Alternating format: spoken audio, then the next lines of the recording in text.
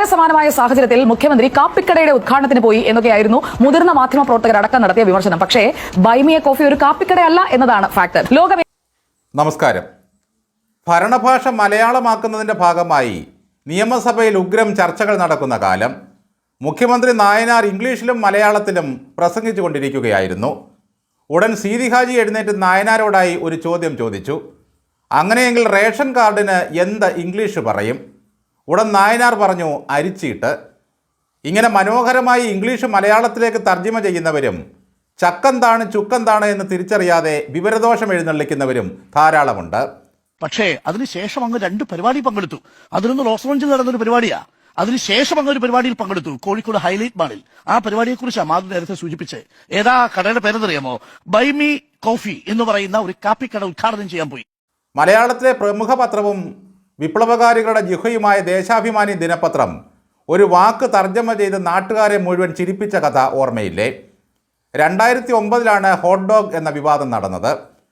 അമേരിക്കയിലെ പ്രശസ്തമായ hot dog കണ്ടസ്റ്റിൽ Joy chest എന്നയാൾ 10 മിനിറ്റിൽ 68 ഹോട്ട് ഡോഗുകൾ കഴിച്ച് ലോക റെക്കോർഡിട്ടു. ഇത് സംബന്ധിച്ച് ദേശാഭിമാനിയിൽ വന്ന വാർത്തയായിരുന്നു രസകരമായത്. അന്താരാഷ്ട്ര വാർത്താ ഏജൻസി നൽകിയ ഈ വാർത്ത ദേശാഭിമാനി റിപ്പോർട്ട് ചെയ്തപ്പോൾ ഹോട്ട് ഡോഗ് എന്ന ഫാസ്റ്റ് ഫുഡ് വിഭവത്തെ ചൂടുള്ള നായ അഥവാ നായയുടെ ഇറച്ചി എന്ന് തെറ്റായി പരിഭാഷപ്പെടുത്തി പ്രസിദ്ധീകരിച്ചു. അതിങ്ങനെയായിരുന്നു: 10 മിനിറ്റിനുള്ളിൽ 68 നായ്ക്കളെ തിന്ന് അമേരിക്കക്കാരൻ ലോക റെക്കോർഡിട്ടു.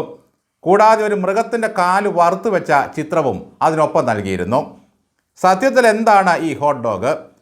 സാധാരണ ബണ്ണും സോസേജും ചേർത്ത വിഭവമാണെന്ന് മനസ്സിലാക്കാതെ പേര് നേരിട്ട് മലയാളത്തിലേക്ക് തർജ്ജമ ചെയ്തതുകൊണ്ട് പറ്റിയ അബദ്ധമാണ്. അക്കാലത്ത് വലിയ ട്രോളുകൾക്കും രാഷ്ട്രീയ വിവാദങ്ങൾക്കും ഇത് വഴിവെച്ചിരുന്നു. ഹോട്ട് ഡോഗ് ഒരു ജർമ്മൻ വിഭവമാണെങ്കിലും അമേരിക്കയിലാണ് ഇത് ഏറ്റവും കൂടുതൽ ജനപ്രിയമായത്. വിദ്യാസമ്പന്നരും വലിയ മാധ്യമപ്രവർത്തകരുമാണെന്ന് പറഞ്ഞു നടക്കുന്ന വിവരദോഷികൾ ഇപ്പോഴും കേരളത്തിലുണ്ട് എന്നുള്ളതാണ് മറ്റൊരു സത്യം. അവർക്കൊക്കെ ഡോക്ടറേറ്റും കിട്ടിയിട്ടുണ്ട്. അതിൽപ്പെട്ട ഒരു ഡോക്ടറേറ്റ് വാഴയാണ് മരമുറിക്കാരൻ്റെ ചാനലിലെ ആ മിനുസ ശിരസ്കൻ. മര്യാദയ്ക്കൊരു കാപ്പിക്കട പോലും നടത്താൻ കഴിയാത്തവൻ കള്ളത്തടിക്കാരൻ്റെ ചാനലിൽ തടിമോഷ്ടാവിനൊപ്പം ഇരുന്ന മാധ്യമ പ്രവർത്തനം നടത്തുന്നു. വായിൽ വരുന്ന വിവരദോഷങ്ങളെല്ലാം പറയുന്നു. ഒരു കാരണവശാലും പിണറായി വിജയൻ്റെ പാർട്ടി പരാജയപ്പെടുമെന്നും സതീശൻ മുഖ്യമന്ത്രിയാകുമെന്നും സ്വപ്നം പോലും കണ്ടവരല്ല അരുൺകുമാറും ആന്തപ്പനും. അതിൻ്റെ ഒരു ജ്വരക്കോള് ഈ 2 പേർക്ക് മുഖ്യമന്ത്രിയോടുണ്ട്. എന്തൊക്കെ തരത്തിലുള്ള അപഖ്യാതികളാണ് ബിഗ് ബ്രേക്കിംഗ് എന്ന് പറഞ്ഞുകൊണ്ട് ഇവറ്റകൾ പടച്ചുവിടുന്നത്. അതിലൊന്നാണ് നാട്ടിൽ പ്രളയമുണ്ടായപ്പോൾ മുഖ്യമന്ത്രി കാപ്പിക്കടയുടെ ഉദ്ഘാടനത്തിന് പോയി എന്ന ഈ വിവരദോഷിയുടെ പരാമർശം. ബൈമിയ കോഫി എന്ന് കേട്ടപ്പോൾ ഈ പോക്സോ അരുൺകുമാർ കരുതി അതൊരു കാപ്പിക്കടയായിരിക്കുമെന്ന്. അത് കേട്ടപ്പോൾ തന്നെ അന്തം കമ്മികൾ ആവേശഭരിതരായി. പ്രളയസമാനമായ സാഹചര്യം നിൽക്കുമ്പോൾ മുഖ്യമന്ത്രി കാപ്പിക്കടയുടെ ഉദ്ഘാടനത്തിന് പോയി എന്ന് തട്ടിമൂളിച്ചു. എന്തൊരു ലജ്ജാകരമായ പ്രവൃത്തിയാണെന്ന് ആക്ഷേപിച്ചു. ലോകമായ ഹിറ്റായ സ്റ്റാർട്ടപ്പ് കമ്പനിയാണ് ഈ ബൈമിയ കോഫി. കാപ്പിക്കട എന്ന് തെറ്റിദ്ധരിക്കുന്ന കമ്പനിയിലൂടെ വിവിധ രാജ്യങ്ങളിലെ കണ്ടന്റ് ക്രിയേറ്റർമാർ പണം സമ്പാദിക്കുന്നു. മലയാളി സഹോദരങ്ങൾ സ്ഥാപിച്ച ഈ ക്രൗഡ് ഫണ്ടിംഗ് കമ്പനിക്ക് ഏതാണ്ട് 30 ലക്ഷത്തോളം ഉപഭോക്താക്കളാണുള്ളത്. പ്രതിവർഷം 600 കോടി രൂപയാണ് ഈ ആപ്പിലൂടെ ശേഖരിക്കുന്നത്. ഈ അരുൺകുമാർ ആ സ്ഥാപനം കാണുകയായിരുന്നെങ്കിൽ പേര് കണ്ട് തെറ്റിദ്ധരിച്ച് കയറിച്ചെന്ന് കാപ്പിയും ദോശയും ഓർഡർ ചെയ്തേനെ.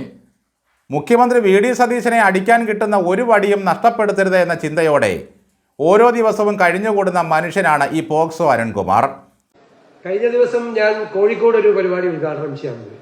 400 കോടി രൂപയുടെ പ്രോജക്റ്റാണ്. 20 രാജ്യങ്ങളിലെ പ്രോഡക്റ്റാണ്. ഒരു മനോഹരമായ ഒരു പേരും അവരുണ്ട്, ബൈമിയ കോഫി. ചില വാർത്തകൾ വന്നത് ഞാൻ കോഫി ഷോപ്പ് ഉദ്ഘാടനം ചെയ്യാൻ പോയത്. അയാൾക്ക് ഒന്നിനെപ്പറ്റിയും വ്യക്തതയോ കൃത്യതയോ ഇല്ല. അപ്പോൾ കിട്ടുന്നത് അന്നത്തെ റേറ്റിങ്ങിനായി കാച്ചിവിടുകയാണ്. അത് കേട്ട് കമ്മികൾ കോരിത്തരിക്കും. അവർ റീലുകൾ ഇടും. ഇയാളുടെ വിഡ്ഢിത്തരങ്ങൾ ഇതുകൊണ്ടൊന്നും അവസാനിക്കുന്നതല്ല. പണ്ട് കൊല്ലത്ത് കലോത്സവം നടന്നപ്പോൾ ഒരു പെൺകുട്ടിയെ വെച്ച് കാണിച്ച വേണ്ടാധീനം നമുക്കറിയാമല്ലോ. അതിൻ്റെ പേരിൽ ഇയാൾക്കെതിരെ പോക്സോ കേസ് നിലവിലുണ്ട്. ഏതാണ്ട് 1 വർഷം മുമ്പ് വീണ്ടും നരേന്ദ്രമോദി നോട്ട് നിരോധനം ഏർപ്പെടുത്തിയിരിക്കുന്നു എന്ന് പറഞ്ഞ് ഒരു വാർത്ത അടിച്ചുവിട്ടു രാവിലെ. സകല മനുഷ്യരെയും ഭയപ്പെടുത്തിയ മനുഷ്യൻ. ഒരു പരസ്യ കമ്പനി 2050 ലോകം എങ്ങനെയായിരിക്കുമെന്ന് ഭാവനയിൽ കണ്ടൊരു പരസ്യം കൊടുത്തിരുന്നു എല്ലാ പത്രത്തിലും. ആ പരസ്യവാചകം വായിച്ചാണ് ഇയാൾ വാർത്ത വായിച്ചത്. നോക്കണേ, അപ്പോൾ എത്രമാത്രം ഉദാസീനമായും അശ്രദ്ധയോടുമാണ് ഇയാൾ വാർത്തകൾ കൈകാര്യം ചെയ്യുന്നത് എന്നുള്ളതിന് വല്ല തെളിവും വേണോ? അതിരാവിലെ കുറേ ഗീർവാണങ്ങളും കൊട്ടേഷനും ഒരു കാപ്പിക്കപ്പുമായി ഇറങ്ങുകയായി. ആരെങ്കിലും മൊട്ടയെന്ന് വിളിച്ച് കമൻ്റ് ഇട്ടാൽ ഒരു ഉളുപ്പുമില്ലാതെ അതും ഇയാൾ തന്നെ വായിക്കും. ഗൾഫ് യുദ്ധത്തിൻ്റെ പശ്ചാത്തലത്തിൽ എന്തെല്ലാം ഭീതിപ്പെടുത്തുന്ന വാർത്തകളാണ് ഇവർ ഈ ചാനലിലൂടെ അടിച്ചുവിട്ടത്. എത്രയോ ജനങ്ങൾ അത് കണ്ട് ഭയവിഹ്വലരായി. കേന്ദ്ര സർക്കാർ പോലും അറിയാതെ ഇയാൾ തന്നെ സകല വിമാനത്താവളങ്ങളും ഇന്ത്യയിലേത് അടച്ചുപൂട്ടിച്ചു. വിമാനങ്ങൾ ഇറങ്ങാൻ വന്നപ്പോഴാണ് അറിയുന്നത് ഈ കള്ളത്തടിക്കാരൻ്റെ ചാനൽ സകല വിമാനത്താവളങ്ങളും പൂട്ടിയിട്ടിരിക്കുകയാണെന്ന്. ശുദ്ധ തോന്നിവാസവും അഹങ്കാരവും സർക്കാർ വിരുദ്ധതയും പ്രചരിപ്പിക്കുന്ന കള്ളത്തടിക്കാരൻ്റെ ഈ ചാനലിനെ കയറൂരി വിട്ടിരിക്കുകയാണ് സംസ്ഥാന സർക്കാരും. സ്വസ്ഥമായും സന്തോഷത്തിലും പോകുന്ന എല്ലാ ദുരിതാശ്വാസ ക്യാമ്പുകളിലും കയറി ചെന്ന് പ്രായമായവരെ തപ്പിപ്പിടിച്ച് ഓരോ തോന്നിവാസങ്ങൾ പറയിപ്പിക്കുന്നു. എന്നിട്ട് വാർത്തകൾ പടച്ചു വിടുകയാണ്. കുത്തിത്തിരിപ്പും കോലിട്ടിളക്കലുമാണ് ഇവന്മാരുടെ പ്രധാന പരിപാടി. വേലി ചാടുന്ന പശുവിന് കോലുകൊണ്ട എന്നൊരു പഴഞ്ചൊല്ലുണ്ടല്ലോ. അധികം വൈകാതെ ഇവന്മാർക്കും ആ കോല് കൊണ്ടുകയറും. കൈരളിയും ദേശാഭിമാനിയും ഒന്നും ഇപ്പോൾ കമ്മികൾക്ക് വേണ്ട, റിപ്പോർട്ടർ ചാനൽ മതി. എന്തായാലും മുഖ്യമന്ത്രി നേരിട്ട് തന്നെ ഈ വിവരദോഷിക്കുള്ള മറുപടി നൽകി കഴിഞ്ഞു. എന്നിട്ടും യാതൊരു ഉളുപ്പുമില്ലാതെ പറയുകയാണ്, ബൈമിയെ കോഫി എന്നൊരു കാപ്പിക്കടയല്ല കേട്ടോ, ആദ്യം അങ്ങനെയാണ് ധരിച്ചത് എന്ന്. പിണറായി വിജയൻ സർക്കാർ സകല ചാനലുകളെയും കൂട്ടുപിടിച്ച് പ്രീപോൾ സർവേ നടത്തിച്ച് വിജയം സുനിശ്ചിതമാക്കിയിട്ടും ജനങ്ങളുടെ വിധി എന്തായിരുന്നുവെന്ന് പിന്നീട് മനസ്സിലായി. അപ്പോൾ ഈ മാധ്യമങ്ങൾ അടിച്ചുവിടുന്ന കള്ളത്തരങ്ങൾക്കൊന്നും സാമാന്യ ജനങ്ങൾ കാതുകൊടുക്കുന്നില്ല എന്നല്ലേ അതിൻ്റെ അർത്ഥം? കെട്ടതെന്തിനും കാക്കവായിൽ മോക്ഷം എന്നൊരു ചൊല്ലുണ്ട്. കെട്ട വർത്തമാനങ്ങളുമായി നടക്കുന്ന ഇവന്മാരുടെ വായിലും എന്തു വിവരക്കേടും ദഹിക്കും.